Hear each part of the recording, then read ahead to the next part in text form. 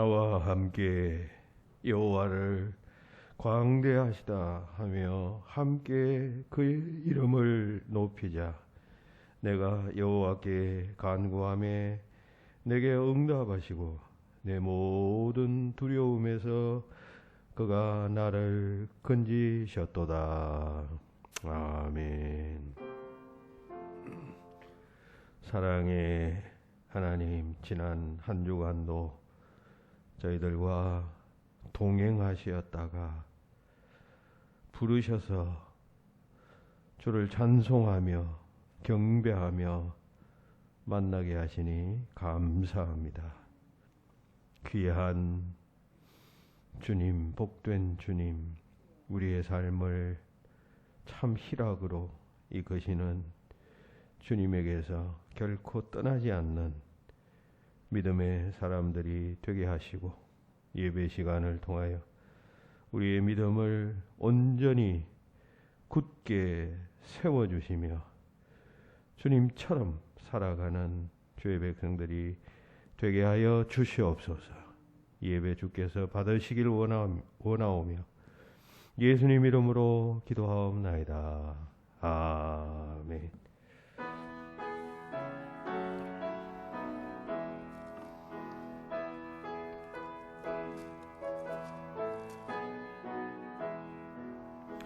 전능하오셔서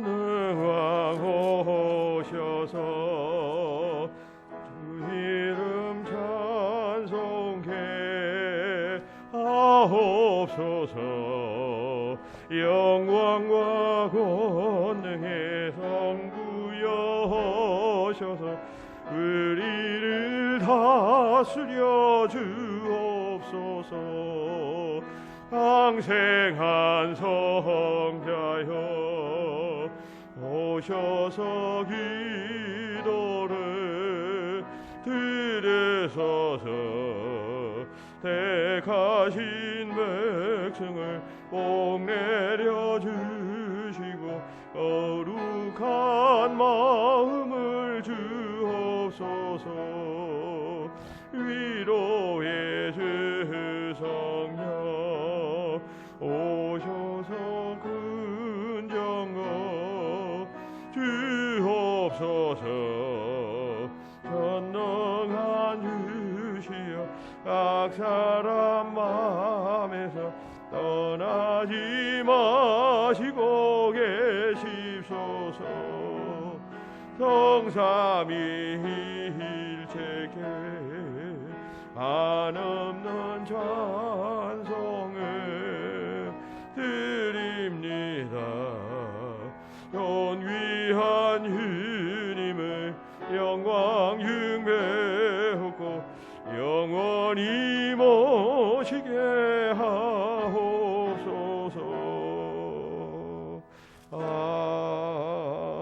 아멘.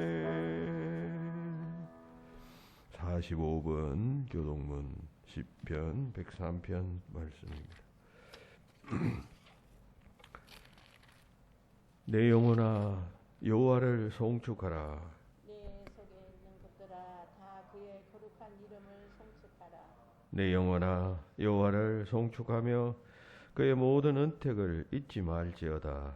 그가 내 모든 죄악을 사하시며 내 모든 병을 고치시며 내 생명을 파멸에서 속량하시고 인자와 긍휼로 관을 씌우시며 좋은 것으로 내 소원을 만족하게 하사 내 청춘을 독수리같이 새롭게 하시는도다. 여호와는 긍휼이 많으시고 은혜로우시며 노하기를 더디하시고 인자하심이 풍부하시도다. 자주 정책하지 아니하시며 너를 영원히 품지 아니하시리로다. 우리의 죄를 따라 우리를 처벌하지는 아니하시며 우리의 죄악을 따라 우리에게 그대로 갚지는 아니하셨으니 이는 하늘이 땅에 높은 같이 그를 경외하는 자에게 그의 인자하심이 크심이로다. 동이서에서 먼 것 같이 우리의 죄과를 우리에게서 멀리 옮기셨으며 아버지가 자식을 긍휼히 여긴 같이 여호와께서는 자기를 경외하는 자를 긍휼히 여기시나니 이는 그가 우리의 체질을 아시며 우리가 단지 먼지뿐임을 기억하심이로다. 아멘. 자매의 기도를 드립니다. 자비하신 하나님, 이 시간 은혜를 구하기 전에 한 주간 동안 믿음 없이 살았던 저희들의 죄를 고백합니다. 성도들이 보는 앞에서는 믿음 좋은 사람처럼 행동했지만 불신자들 앞에서는 하나님의 법도를 전혀 모르는 사람처럼 살았습니다. 교회에서는 천사처럼 말하고 행동했지만 세상 속 삶의 현장에서는 악하고 추하게 살았음을 고백합니다. 시장 어귀에서 사람에게 보이려고 기도하는 것과 문안받는 것을 좋아했으며 다른 사람에게는 계명을 지키라고 가르쳤어도 자신은 손가락 하나 움직이려 하지 않았던 저희들입니다. 주께서 책망하신 바리새인과 같이 저희도 회칠한 무덤처럼 살았음을 고백합니다. 이 시간 그 같은 모습으로 우리가 주님 앞에 있습니다. 우리의 이 모든 허물과 어리석음과 범죄함을 불쌍히 여기시고 오늘도 십자가의 보혈로 우리를 씻어 주시옵소서. 그리하여 죄사함 받은 기쁨과 감격으로 다시금 주의 자녀로서 합당한 삶을 세상에서 살아가도록 역사하여 주시옵소서. 이 시간 진심으로 주님 앞에 우리의 죄를 자백합니다.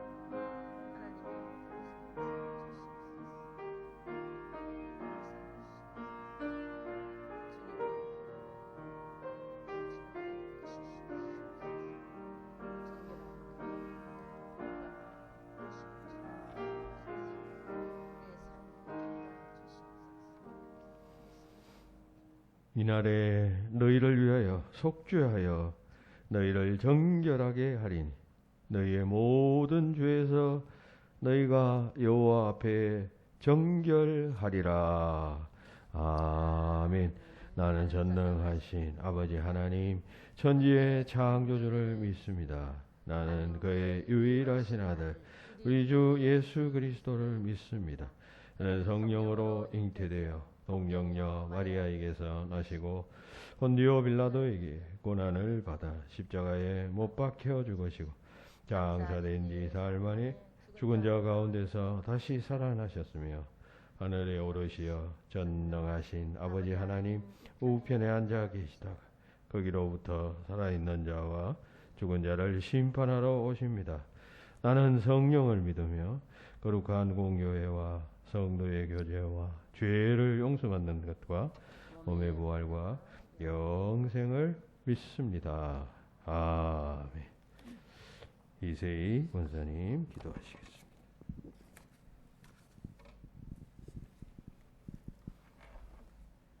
이 나라 이 민족을 사랑하시는 하나님, 모든 정세와 권세와 능력을 행하시는 가운데 대한민국의 안보와 안위를 지켜 보호하여 주시옵소서.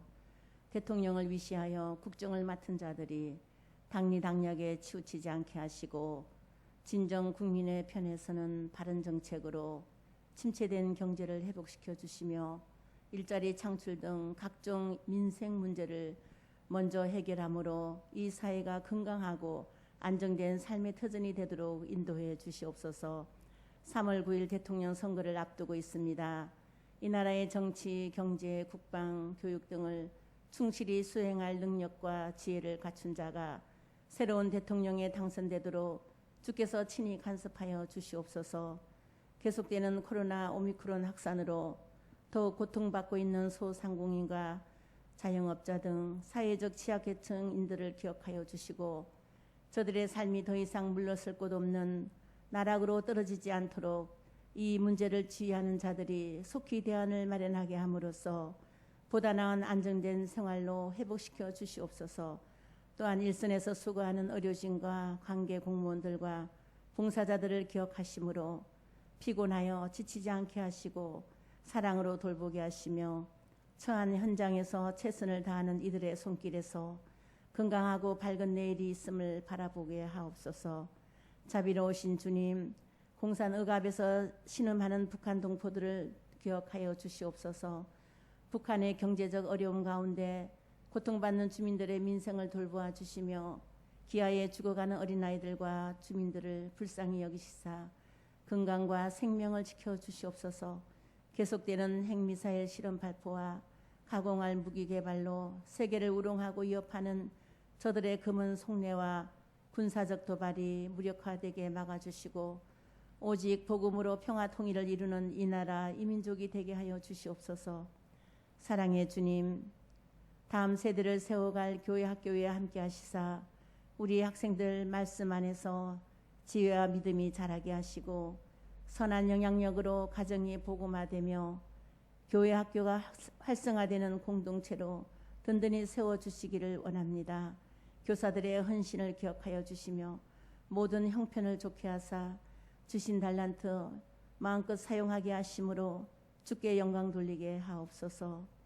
치료하시는 하나님, 육신의 연약함으로 질병 가운데 있는 환우들을 기억하여 주시며 치료의 광선을 베푸시사 나음을 있게 하시고 새 힘 주심으로 예배에 함께하는 은혜를 더하여 주시옵소서. 이 시간 단위에 세우신 목사님, 영육간의 강건함을 더하심으로 피곤치 않게 하시고 선포하시는 말씀 위에 갑절의 영감을 더하시어 능력의 말씀, 생명의 말씀으로 우리의 심령이 새롭게 되기를 원합니다. 목사님 가정을 살피시사 모든 대소사에 형통함을 주시며 주님 주시는 평안 가운데 맡으신 귀한 사역을 더욱 잘 감당케 하시며 지경을 7배나 더하심으로 크게 쓰임받게 하옵소서. 북목사님께도 같은 은혜로 넉넉히 채워주시며 예배를 돕는 손길 위에 복의 복을 더하시며 지금도 살아 역사하시는 예수님 거룩하신 이름으로 기도드립니다. 아멘.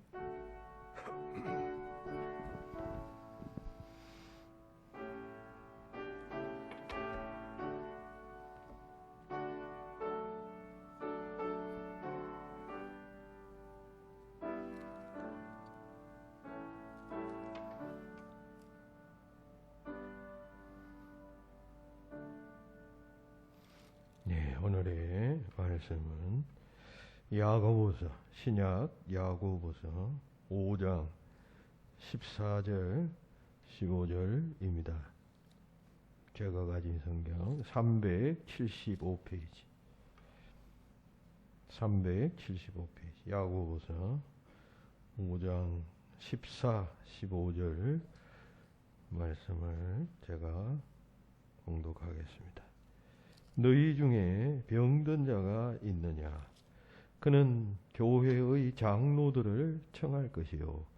그들은 주의 이름으로 기름을 바르며 그를 위하여 기도할지니라. 믿음의 기도는 병든 자를 구원하리니 주께서 그를 일으키시리라. 혹시 죄를 범하였을지라도 사심을 받으리라. 아멘.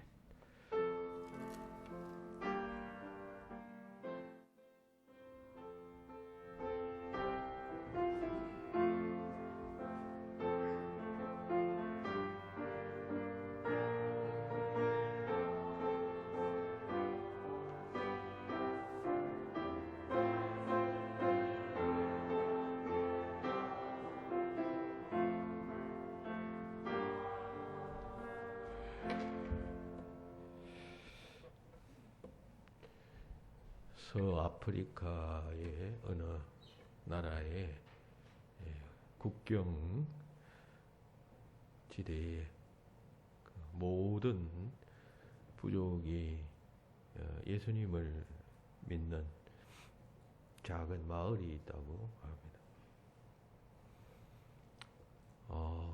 근데 이 교회는 토담으로 지었는데 남는 방이 없어서 마을 사람들은 이 숲 속에 조용히 기도할 수 있는 작은 집을 만들었답니다. 그래서 이곳을 오고 가며 사람들이 기도했는데 얼마나 많은 사람들이 이곳을 왔다 갔다 했는지 그 숲속에 오솔길이 생겼습니다. 그 기도처에서 마을까지의 그 숲이었는데, 길 없는 숲이었는데 오솔길이 생겨나게 되었습니다.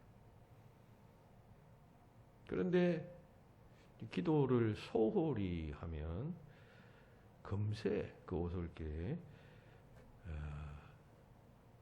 잡초가 자라서 길이 사라지게 되었습니다. 열대 지방이니까 뭐 그냥 잡초들이 하루만 지나도 무성하게 자라지 않겠습니까? 그래서 마을 사람들은 이 오솔길에 잡초가 자랄 때와 또 사람이 자주 다니므로 오솔길이 선명하게 드러날 때 자신들의 삶이 다르다라고 하는 사실을 깨닫게 됩니다. 즉 기도할 때와 기도하지 않을 때의 삶이 완전히 다르다는 것을 느끼게 되었다. 그런 이야기입니다. 그래서 그 오솔길에 잡초가 자라는 것을 보면 의식적으로 더 자주 기도하러 갔다는 것입니다. 그리고 누군가의 얼굴에 근심이 보이면 그들은 이렇게 말했다고 해요. 형제여, 형제의 기도의 오솔길에 잡초가 자라고 있는 것 같아요. 우리의 기도의 오솔길은 어떨까요? 길이 잘 나 있을까요? 아니면 잡초가 무성히 자라나서 길인지 길이 아닌지 조차 모르고 있을까요? 자, 이런 이야기를 던지면서 오늘의 본문을 주목하게 됩니다. 이 야고보서는 1장 1절에서 보듯이 흩어진 12지파에게 보내는 편지입니다. 다시 말해서 유대인으로서 그리스도인 된 자들에게 이 편지의 그 기록자인 야고보는 예수님의 동생 야고보입니다. 이 당시에 초대교회의 수장이었습니다. 베드로보다도 더 예수님의 혈족이니까 옛날 사회에서는 혈통이 중요하죠. 그래서 예루살렘 교회의 수장이 되었는데 그가 보낸 편지예요. 아시다시피 야고보서는 행함을 강조한 서신이기 때문에 어떤 신학적 이론보다도 윤리적 교훈을 많이 담고 있습니다. 오늘 본문은 이제 그런 말씀 가운데 하나입니다. 즉 야고보는 흩어진 디아스포라 유대인들에게 성도가 병들었을 때 어떻게 해야 하는가 하는 문제에 대해서 교훈하고 있습니다. 야고보서에는 한 8가지 윤리적, 실제적 문제에 대한 대답을 하고 있는데 이제 본문은 그런 말씀 가운데 하나입니다. 즉 성도가 병들었을 때 그 대답은 기도하라는 것입니다. 기도하되 구체적으로 이렇게 하라라고 권면합니다. 오늘 본문에서는 그 몇 가지를 말씀해요. 첫째는 장로들을 청하라 라고 말합니다. 둘째는 주의 이름으로 기름을 바르고 그를 위하여 기도하라 라고 말합니다. 셋째는 기도의 응답에 대해서 확신하라 라고 하는 취지의 말씀을 합니다. 믿음의 기도는 병든 자를 구원하리니 그를 일으켜 세우시리로다 라고 말합니다. 기도는 병든 자를 일으켜 세우니까 그거 확신하라, 그거 믿어라, 그런 믿음 가지고 기도하라, 이런 이야기인 것이죠. 오늘 이 시간 우리는 이 3가지 말씀이 의미하고 또 함축하는 바가 무엇인가를 살펴보면서 우리 질병과 일생 살아가면서 뭐 버타고 살아간다 해도 과언이 아니잖아요. 이 질병의 문제를 어떻게 보아야 할 것인가, 또 어떻게 치료해야 할 것인가, 이런 문제에 대해서 영적 응답을 받기를 원합니다. 제일 먼저 장로들을 청하라라고 말씀해요. 너희 중에 병든 자가 있느냐? 그는 교회의 장로들을 청하라. 이 장로라고 하는 헬라어 원어는 프레스비테로스입니다. 장로교를 프레스비테리안이라고 말하죠. 그러니까 이 프레스비테로스라고 하는 단어에서 나온 영어입니다. 이 프레스비테로스라고 하는 말은 오늘날의 이 장로를 의미하는 것이 아니라 교회의 지도자, 그러니까 이 야고보 시대 때의 교회의 지도자였던 감독 혹은 목사를 의미하는 말입니다. 교회의 대표를 말하는 것이죠. 그러니까 병들었을 때 교회의 대표자를 청하라. 공동번역 성경에는 원로라고 되어져 있습니다. 왜 야고보는 병들었으면 의사를 청하라 하지 않고 교회의 대표를 청하라라고 말씀할까요? 여기에는 2가지 숨은 뜻이 있습니다. 첫째는 전인적으로 접근하라, 그런 의미입니다. 병들었을 때 그 육체적 차원에서만 그 병을 바라보지 말고 정신적인 혹은 환경적인 혹은 영적인 문제까지도 다 함께 보아라, 그런 뜻이겠습니다. 그러면서 교회의 지도자를 부르라 했으니까 보다 영적으로 생각하라, 그런 의미가 되겠죠. 이 말은 병들었을 때 결코 의사를 찾지 말라, 그런 말이 아닙니다. 다만 야고보는 우선순위를 말하는 것입니다.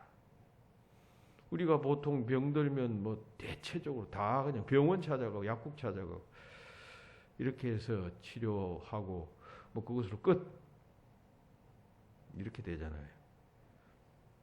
근데 지금 야고보의 이야기는 영적으로 생각해 보았는가, 그 질병에 대해서 그게 의미가 있다고 생각하지 않는가, 이렇게 물어보아라, 이런 뜻입니다. 우리가 잘 아는 역대하 16장에 보면 남왕국의 유다의 그 아사 왕이 북왕국 이스라엘 그 바하스 왕의 그 침공을 받게 돼 위기에 처하게 됩니다. 이때 이 남왕국의 아사왕이 그 인근의 강대국인 아람의 베나닷 왕을 찾아갑니다. 많은 금은 보화를 챙겨서 함께 뇌물로 주면서 우리를 좀 보호해 주십시오. 북왕국이 우리를 쳐들어오려고 합니다. 그래서 이 베나닷이 이 북왕국의 나라 성을 쳐가지고 이 남왕국을 보호해 주게 됩니다. 위기에 처했을 때 아사왕이 그렇게 했단 말이죠. 근데 이것을 두고 그 당시 유명한 선지자였던 하나니가 이 아사왕, 즉 남왕국 왕을 크게 책망하는 말씀이 7절에 나옵니다. 왕이 아람 왕을 의지하고 왕의 여호와 하나님을 의지하지 아니하였으므로 아람 왕의 군대가 왕의 손에서 벗어난나이다.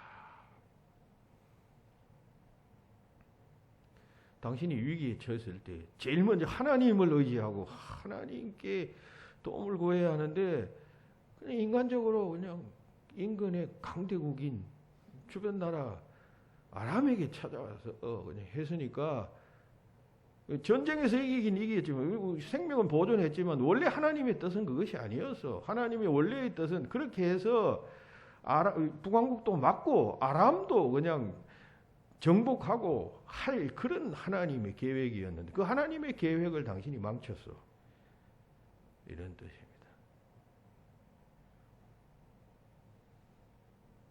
우선은 뭐 지혜로운 것 같아요. 순발력 있게 대응한 것 같아요. 근데 어떻게 하나님의 계획을 우리가 어찌 감히 그 정도에 이를 수가 있겠습니까? 하나님의 깊고 깊은 뜻이 있어요. 사람이 고난당할 때, 병들었을 때. 그러면 하나님을 먼저 찾아야 하는 것이에요. 그래서 하나님은 당신의 처신이 잘못되어서이다. 당신이 먼저 하나님을 의지했어야 했습니다. 말하는 것입니다. 우리 하나님을 믿는 사람도 하나님을 먼저 의지하기보다 세상적인 것을 먼저 의지하는 사람들이 많고 또 그런 경우가 많습니다. 또 어려운 일 당하면 세상적으로 할 수 있는 모든 걸 다 해보다가 안 되면 결국 나중에 하나님을 찾는 자도 있습니다. 다 이건 좋은 방법이 아닙니다. 병, 좀 더 범위를 확산시키면 고난, 이런 문제를 만날 때 우리는 먼저 하나님을 찾고 그런 영적인 방법을 간구해야 한다는 것입니다. 삶의 모든 문제의 우선순위, 그것을 해결할 수 있는 우선순위를 무엇보다도 어떤 것보다도 하나님께 두라는 것입니다. 그렇다고 이 말씀이 그냥 다른 것은 다 그냥 제껴두라 그런 말은 결코 아니라고 했죠. 전인적 접근. 어떤 사람은 한 가지밖에 외골수로 이것 아니면 이것 택하면 이것 아닌 것 이렇게 선택하는 사람입니다. 그런 사람들은 그 인생을 그렇게 성공적으로 살기가 어렵습니다. 여러 가능성을 두고 다 양쪽으로 다 접근할 수 있어요. 좋은 것과 마찬가지. 우리 병들었을 때도 그래야 한다. 두 번째, 죄와의 연관성을 생각하라는 것입니다. 성경은 병이 어떤 경우 많은 경우에는 죄와 연관성이 있음을 말하고 있어요. 그래서 이 본문을 어떤 주석서에 보니까 여기 본문에서 말하는 병자는 모든 병자를 뜻하는 것이 아니라 죄로 인하여 병든 자를 뜻하는 것이다 라고 이렇게 말하고 있습니다. 만약 죄로 인하여 병들었으면 당연히 죄의 문제에 대해서 잘 아는 교회의 지도자들을 찾아가거나 부르는 것이 그게 제일 맞는 방법이죠. 왜냐하면 그는 그 문제에 대해서 전문가이기 때문입니다. 우리가 성경을 읽어보면 성경에는 죄가 문제가 돼요. 죄 때문에 생기는 병이 있음을 분명히 말하고 있습니다. 그래서 예수님께서 이런 자들의 병들을 고쳐줄 때 내 죄 사함을 받았느니라 이렇게 말씀하시면서 고쳐주는 곳이 여러 곳입니다. 인간의 어떤 그 병이 어떤 병이든지 간에 병은 육체의 그 정상적인 상태가 왜곡되어져 생겨나는 것 아니에요. 그 왜곡이 죄 때문에 생겨나는 것이다라고 하는 그런 통찰로 주께서는 내 죄 사함을 받았느니라 말씀합니다. 마가복음 2장에 보면 가버나움의 중풍병자를 고치실 때도 예수님께서 내 죄 사함을 받았느니라. 누가복음에 보면 또 나병 환자를 고치실 때도 내 죄 사함을 받았느니라. 그럼 실제로 보세요. 어떤 질병의 경우는 죄와 상관관계가 아주 명백한 경우들이 있습니다. 예를 들면 성적인 방종이나 또 그냥 막 그냥 향락을 추구하는 삶을 살면 성병 같은 병에 걸리죠. 또 이 뭐 음주와 혹은 뭐 그냥 그 무리한 어떤 뭐 쾌락을 추구하는 삶을 살면 간장이 나빠지죠. 술을 많이 마시면 그게 간이 건강할 수가 있어요. 위장도 나빠지죠. 이런 질병들은 다 죄와의 연관성이 아주 밀접한 경우예요. 반대로 모호한 경우도 참 많아요. 어떤 사람이 운전을 하는데 그냥 부주의하게 운전을 하다가 길 가던 사람이 치여버렸어요. 그러면 길 가던 사람의 입장에서는 이건 뭐 무슨 말은 하늘에 날벼락이란 말입니까? 연관성이 없어요. 없는 듯 보여요.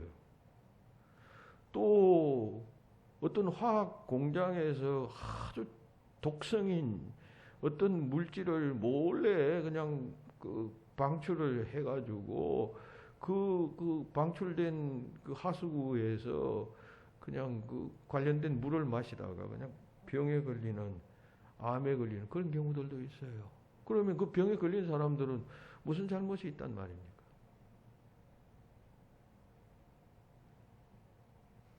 한 사람이 전염병에 걸렸을 때 이웃에게 전염됩니다. 지금 전염병이 막 지금 전 세계에 퍼지잖아요. 그런데 이걸 우리가 뭐 정확하게 인간의 어떤 죄 때문이다 이렇게 여러분 말하기 어렵잖아요. 알 수 없잖아요, 아직은.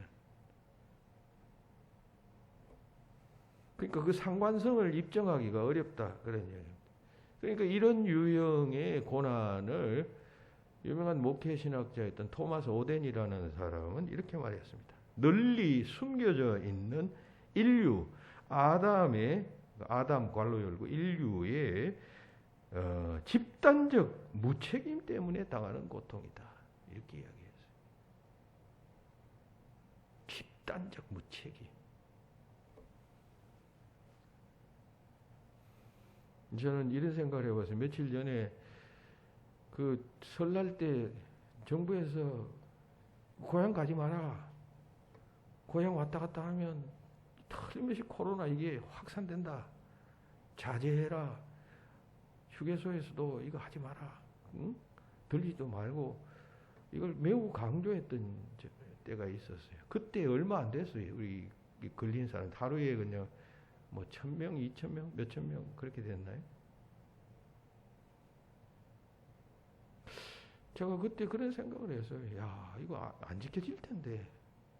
사람들이 안 지킬 텐데. 왜? 명절날 고향 가는 거 그거 뭐 나는 예외다 생각하고 다 그렇게 생각할 텐데. 좀 걱정을 했어요. 아니나 다를까. 그 갔다 오고 나서가 또 확산됐는데 아무도 책임을 안 져요. 정부 탓으로 돌려. 사실은 내가 어긴 거예요. 내가 조심했어야 이 전체 국민에게 이런 어마어마한 전념을 내 스스로 절제하고 하나하나가 다 절제를 했어야 되는데, 근데 아무도 책임지는, 군중은 절대로 책임지지 않아요. 대중은 절대로 책임지지 않아요. 책임이 없어요. 민주사회에서는. 대중은, 다수가 항상 옳기 때문에 정부를 자꾸 방역 책임을 자꾸 돌리죠. 그러니까 엄밀하게 따지면 제가 생각할 때는 그때 잘못했다. 크게 잘못했다. 집단적 무책임 무의식 때문에 생겨나는 질병의 확산 현상. 토마스 오덴이 그런 이야기를 했다. 그런 이야기입니다. 그러니까 이 이야기도 결국 어떤 식으로든지 연관이 있다. 그런 이야기죠. 그죠? 알 수 없지만 아주 근접한 이유, 발견할 수 있는 이유에 의해서 저 병이 생겼다라고 파악되는 질병이 있는가 하면 전혀 그냥 알 수 없지만, 그러나 최초의 인간 아담이 범한 그 원죄적 죄의 요소가 인간들이 가지고 있기 때문에 그것으로 인해서 생겨나는 집단적 무책임의 결과이다. 이런 것입니다. 그렇다면 여러분, 어떤 병에 걸렸든지 다 영적 이유가 있을 것 아니에요. 그러면 그 문제에 대해서 제일 그래도 잘 알고 있는 교회의 지도자를 부르는 것이 맞는 이야기죠. 그 문제가 신앙적 문제일 수 있기 때문입니다. 19세기와 20세기에 들어서 의학이 굉장히 발전했습니다. 그랬더니만 이 질병을 영적으로 파악하려는 시도를 업투데이트, 아주 시대에 뒤떨어진 것으로 취급하려는 그런 기분이 한때 일었습니다. 그래서 의학에서는 이 종교치유, 무슨 기도치유, 신앙치유 이런 걸 갖다가 굉장히 그냥 미개한 것으로, 원시적인 것으로 취급하고 그냥 아주 무시해 버렸는데 21세기 최근에 와서는 달라졌습니다. 육체적 질병을 영적인 것과 연관시켜서 이해하려는 움직임이 활발하게 진행되고 있어요. 최근에 미국의 의과대학에서는 절반 이상이, 대학의 절반 이상이 영성과 의학 혹은 신앙과 질병 이런 과목들을 개설하고 있어요. 의과대학에서. 이런 과정은 과거 한 10년 전만 해도 전국에서 한 서너 곳밖에 없었어요. 아주 기독교 대학이나 뭐 이런 것에서만 개설했는데, 지금은 미국의 의과대학의 절반 이상이 이런 영성과 의학 혹은 신앙과 질병 이런 과목을 개설해서 가르치고 있다는 것입니다. 그러니까 최근 미국 의료계에서는 그 육체적 질병을 그냥 육체로서만 관찰하는 것이 아니라 이게 영성과 영적인 차원과 접목되고 연관되어져 있으므로 이걸 어떻게 다루어야 할 것인가, 이런 문제를 미국의 의과대학의 반 이상이 이걸 공부한다는 것입니다. 그걸 가르친다는 것이죠. 미국 국립보건원은 이 정신과 육체의 상관관계에 초점을 맞춘 연구에 350만 달러, 그러니까 뭐 우리 돈으로 이게 350만 달러 같으면 약 얼마냐 하면 48조입니까? 48억입니까? 그런 어마어마한 돈을 지출하면서 이 정신과 육체의 상관관계를 규명하는 연구를 하고 있다는 것입니다. 그러니까 미국 의료계에서는 여러분 영적 치유와 육체 치유의 상관관계를 매우 중요하게 인식하고 있고 연관성이 있다라고 보는 것이죠. 우리나라에도 몇 년 전만 해도 뭐 이런 이야기하면 의사들이 그냥 콧방귀를 뀌었습니다. 병은 내가 고쳐주는 것이 무슨 하나님 고쳐? 병은 내가 고쳐주고 감사는 하나님께 한다고. 근데 진짜 이런 그 의사도 봤어요. 참 교만한 의사인데요. 그 연관성이 있다는 것입니다. 그 점을 생각하면서 장로들을 부르라 말한 것이에요. 안 그러면 장로들 부를 이유가 없잖아요. 교회의 지도자를 부를 이유가 없죠. 자, 두 번째, 주의 이름으로 기름을 바르며 기도하라 했어요. 본문 14절 후반부에 그렇게 맞아요. 기름을 발라라. 여기서 기름을 바르는 주체는 프레스비테로스 교회의 지도자들이 그 병자를 만나면 기름을 바르고 기도하여라라고 말합니다. 여기서 말하는 기름은 문자 그대로 기름입니다. 올리브 기름 같은 기름. 그러니까 초대 교회 당시에는 이 기름이 의약품으로 사용되었습니다. 그 당시만 해도 여러분 의학 기술이라는 것은 뭐 자연 치유나 혹은 뭐 자연에서 뭐 나는 식물 혹은 뭐 이런 거 먹고 낫는 방법 외에 없었어요. 무슨 알약이 있었겠습니까? 뭐가 있었겠습니까? 병원 자체도 없었고요. 그래서 이때는 외상을 입으면 기름을 발랐습니다. 상처가 나요. 속이 아프면 또 기름을 마셨습니다. 말하자면 기름은 그 당시에는 최신의 의약품입니다. 그러니까 이 말은 주의 이름을 기름을 바르고 기도하라는 것은 사용되는 최신의 의약품을 사용해서 치료하면서 또 영적으로 접근하라. 그런 뜻입니다. 초대교회 당시에는 교회가 병원 역할을 했어요. 그리고 교회의 지도자들이 다 의사 역할을 했습니다. 왜? 그 당시에는 병원이 없었어요. 병원이 생겨나기 시작한 것은 16세기 종교개혁 이후에 비로소 생겨나기 시작했고, 그것도 그 병원은 아주 귀족들만 사용할 수 있는 것이 되었습니다. 그러다가 18세기 들어와서 소위 시민혁명을 거치면서 비로소 이 평민들을 위한 의료시설이 생겨나기 시작했어요.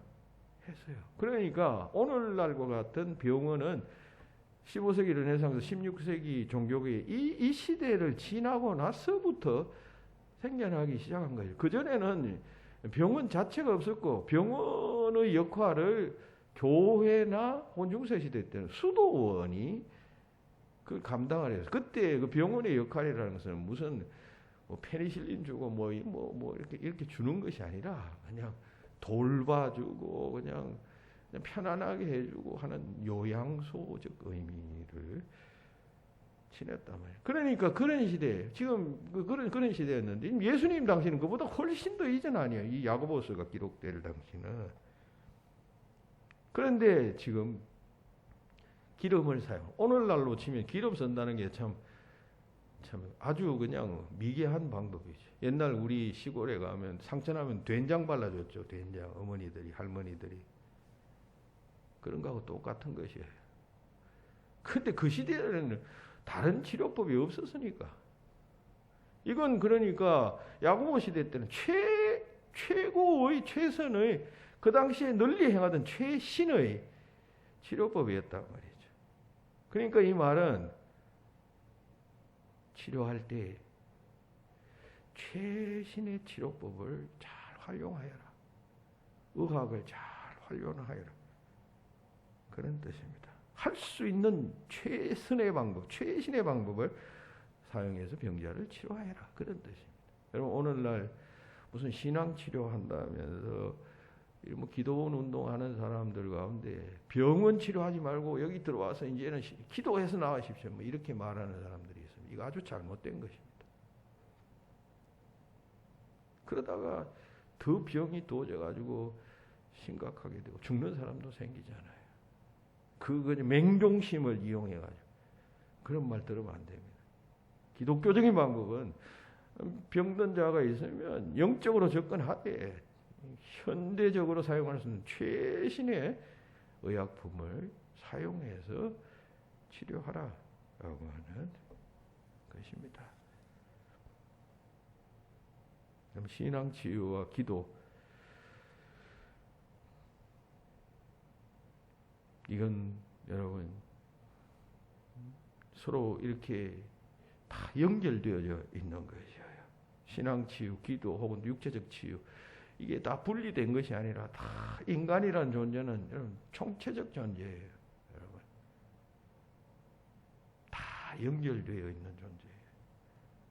그러니까 전인적으로 접근하는 것이 중요해요. 그리고 최신의 인간은 한편 육체적 존재이니까 육체적인 치료하는 치료약이나 최신 의학을 반드시 그냥 잘 활용해야 하는 것이죠. 최선의 치료법을 사용해야 합니다.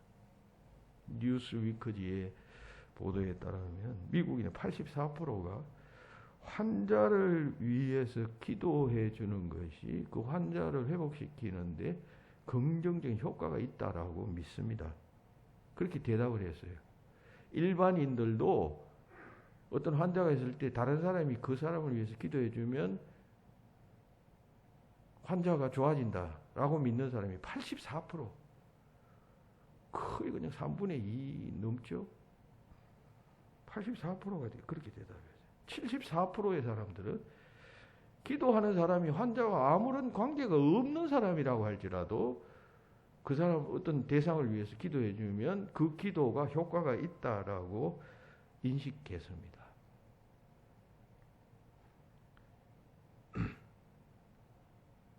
이게 미국인의 일반적인 인식이, 물론 미국은 이제 기독교적인 그 설립 정신으로 세워졌기, 국교는 아니지만 기독교가 우리나라보다 훨씬 더 그냥 많이 파급되어져 있는 뭐 그런 나라이기 때문이기도 하겠습니다만은, 그러나 기도라는 행위는 기독교만 있는 것이 아니라 다른 종교에서도 기도가 있잖아요.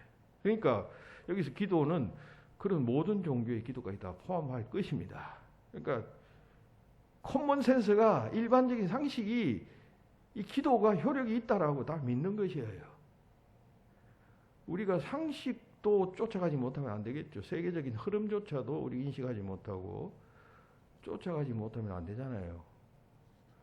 근데 우리만 지금 뭐 신앙적인 건 뭐 그냥 교인조차도 신앙적 치료에 대해서 불신하고 있단 말이지. 최신 의학계의 흐름, 이 벌써 영적 치유와 육체적 치유 사이의 상관성을 지금 다루고 있어요. 그런 사실 알고 우리도 어떤 육신의 질병의 치료를 받을 때 영적으로 접근할 뿐만 아니라 최신의 치료법,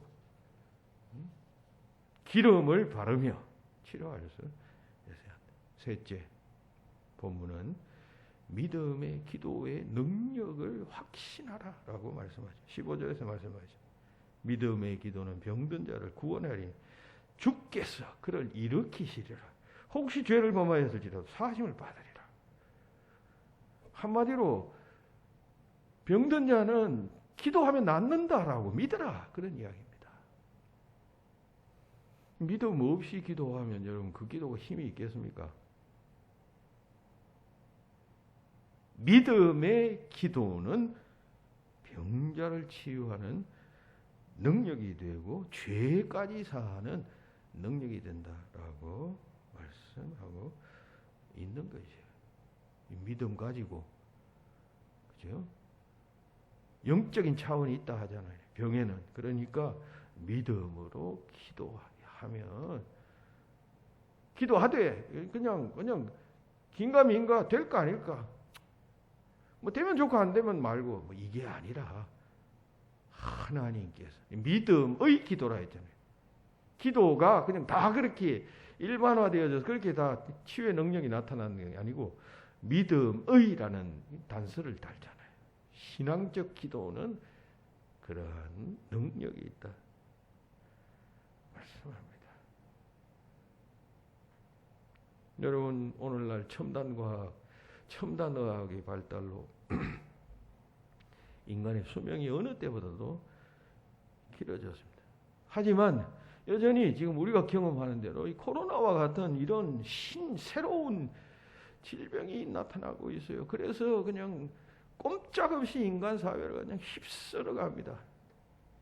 고통으로 받고 있는 것이. 그러니까 아무리 의학이 발달해도 여러분 발견치 못한 또 다른 병, 그 인간의 환경의 변화에 따른 여러분 이 전체의 변화 전체가 이렇게 다 톱니바퀴 같이 이렇게 끼어 돌아가다가 어느 하나가 탁 나사가 풀리면 여러분 다시 이게 톱니가 다시 조정돼야 되잖아요.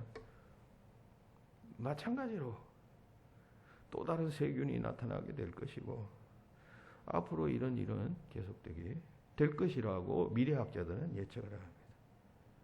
이런 시대에 우리가 여기 이 오늘 본문의 말씀 믿음의 기도는 병든 자를 구원한다. 혹시 죄를 범하였을지라도 사하게 하신다라고 하는 이 영원히 변치 않는 생명의 말씀, 하나님의 말씀을 굳게 믿고 기도해야 한다. 그런 이야기입니다. 기도하되 아까 말씀드린 대로 그냥 다른 거 다 치우고 뭐 현대의학이니 약이니 이런 건 끊고 이렇게 하라는 이야기가 아니죠. 한편 최신의 방법, 최신의 치료법을 활용해서 그러면서 여기에는 또 영적인 의미가 있으니까 하나님 앞에 기도하면 어떤 식으로든지 하나님께서는 역사하시고 치유하신다 라고 하는 말씀입니다. 믿음의 기도가 응답되는 역사. 우리 성경에 보면 예수님께서 병자들을 고쳐주실 때 믿음을 보시고 고쳐주시는 예가 많아요. 내 믿음이 너를 구원하였다는 말씀이 병자 고칠 때 여러 번 하셨어요. 그건 뭐예요? 그 고침 받음에 대한 확신이 있을 때 하나님이 그런 치유자라고 하는 확실한 믿음이 있을 때 그 믿음을 보시고 주께서 구원하신다는 이야기 아니에요. 그러니까 우리가 병으로 고통을 겪을 때 하나님이 이걸 고쳐주신다는 믿음을 가지고 기도하는 것과 그렇지 않는 기도와는 천양지차가 있는 것이죠. 누가복음 5장에 보면 한 중풍병자 친구들이 그 지붕을 뜯어가지고 위에서 내려서 그 고쳐달라고 그 하는 장면이 나와요. 그때 그 예수님께서 그 친구들의 믿음을 보시고 고쳐주셨다라고 말씀해요. 누가복음 17장에서는 10명의 나병 환자 한 명만 돌아왔잖아요. 감사했잖아요. 나병 환자를 보고 내 믿음이 너를 구원하였다. 여기서 구원은 영적 구원이에요. 전인적 구원이에요. 앞에 9명은 육체적 구원만을 얻었지만 너는 영혼까지도 구원을 얻었다. 그런 뜻입니다. 마태복음 9장에서 혈루증 여인도 예수님의 뒤에 가서 그냥 옷자국을 만졌잖아요. 그랬더니만은 예수님께서 누가 그랬느냐? 예수님의 옷자락만 만져도 내가 나을 것 같아서 그랬습니다.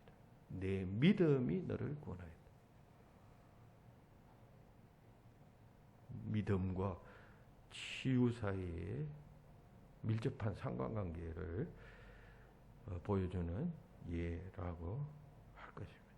오늘도 우리가 그런 믿음 가지고 주님 앞에 나아가면 주님께서 육체적 질병뿐만 아니라 그 총체적 삶 자체도 변화시켜 주십니다.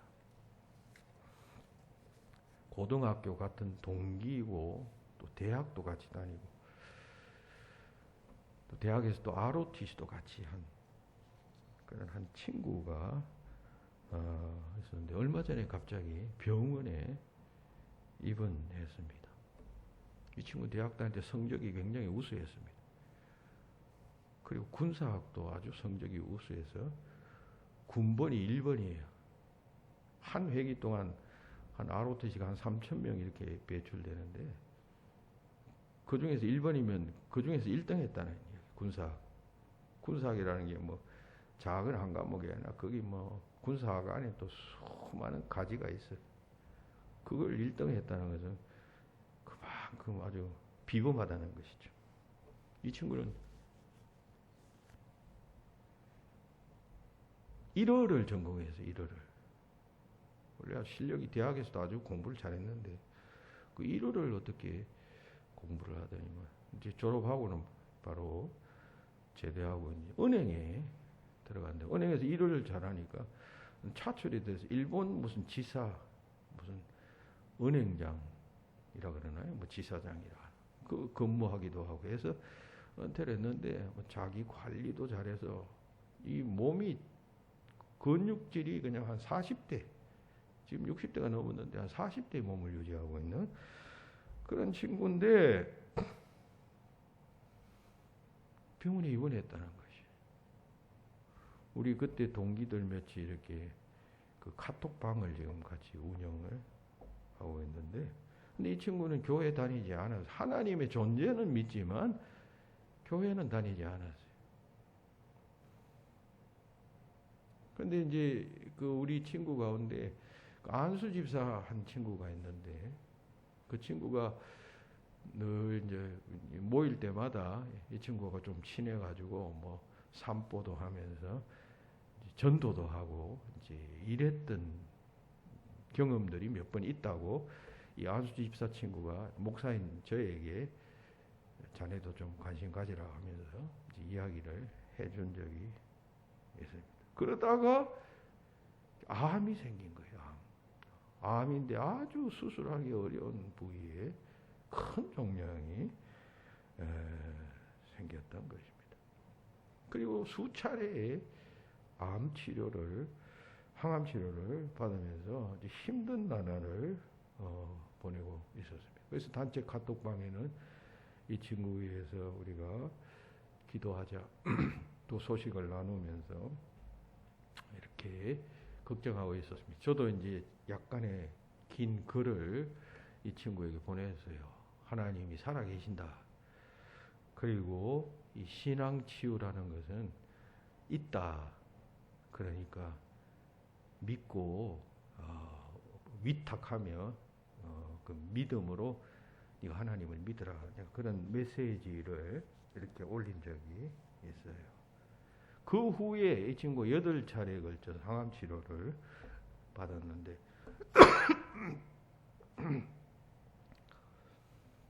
그 항암 치료를 받으면서 이제 수술할 수 있도록 이제 암 부위가 이제 쪼그라든 거지요. 더 이상 커지지 않고 이제 수술할 정도로 이렇게 딱 쪼그라든 그런 상태에 이르렀다고 해요. 그래서 이제 수술을 앞두고 있을 그 즈음에 이 친구가 이제 거기 글을 올렸어요. 보세요.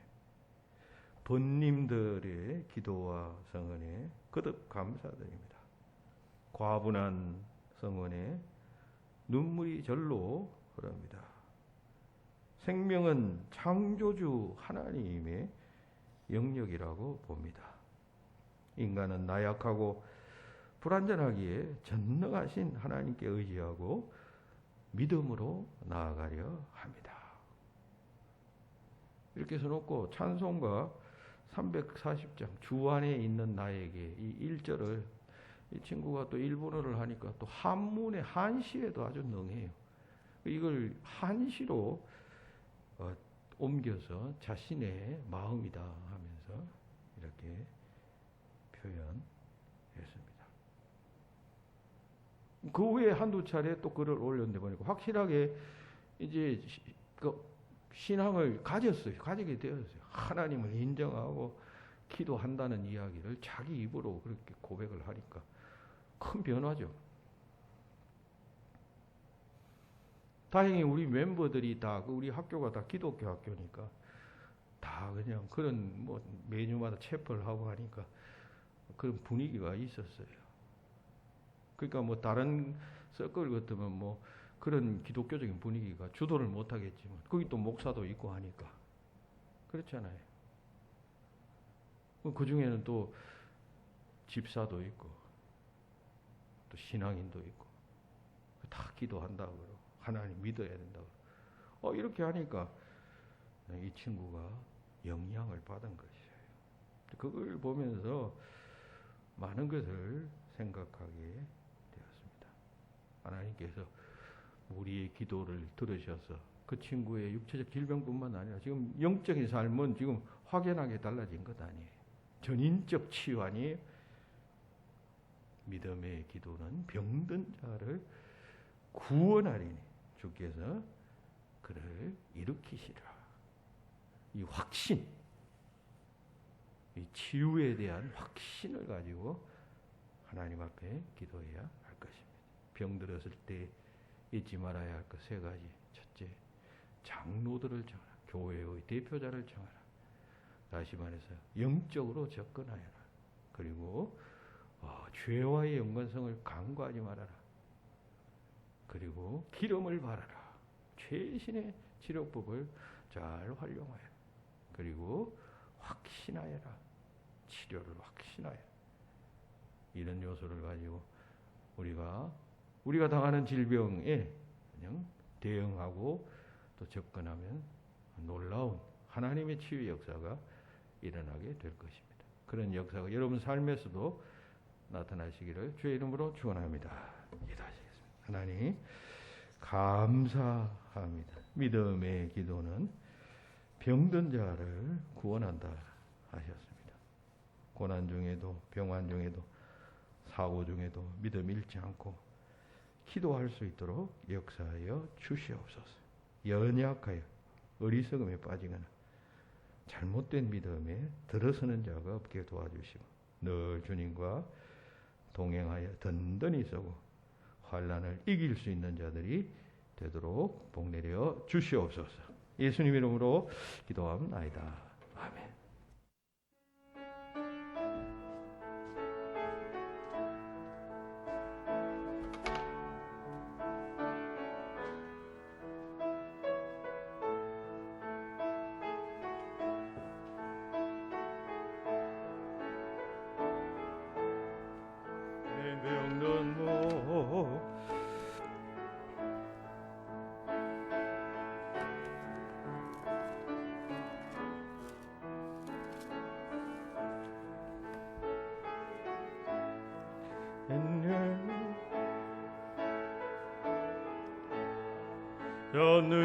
전능하신 원능으로 병든 내 몸 고치시리 내 병든 손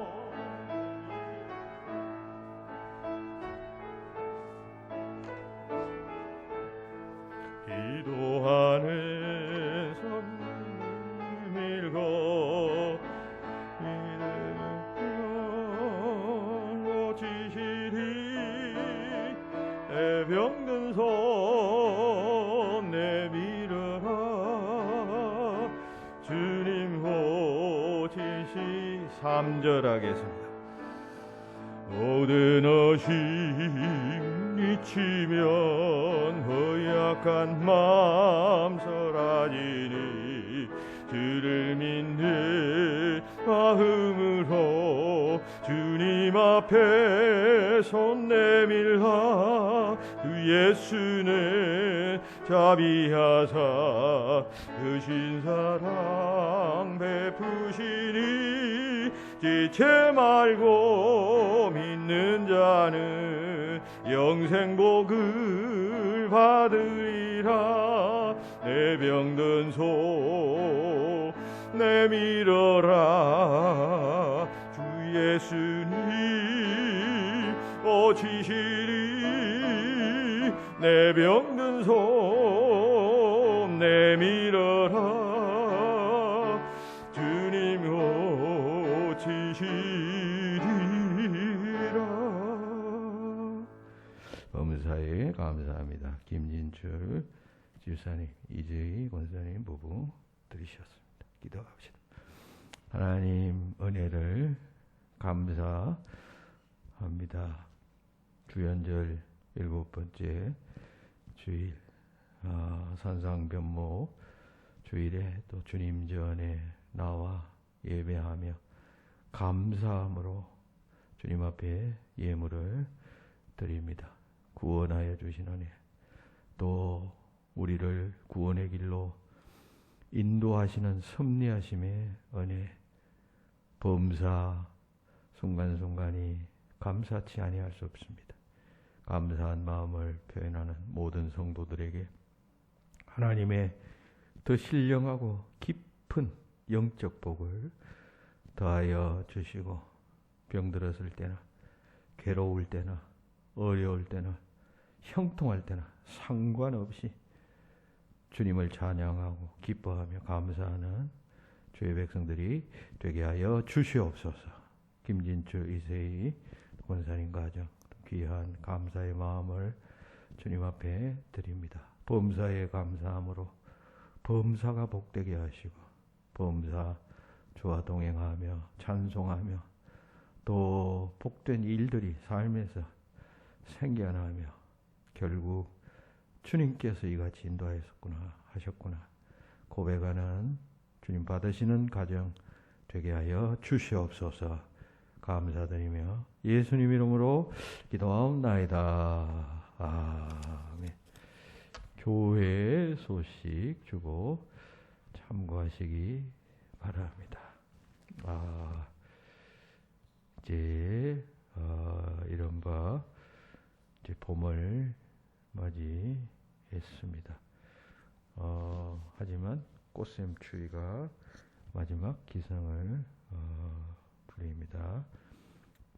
이번 주 다음 주 지나면 이제 봄 기운이 이제 몰려올 것 같습니다.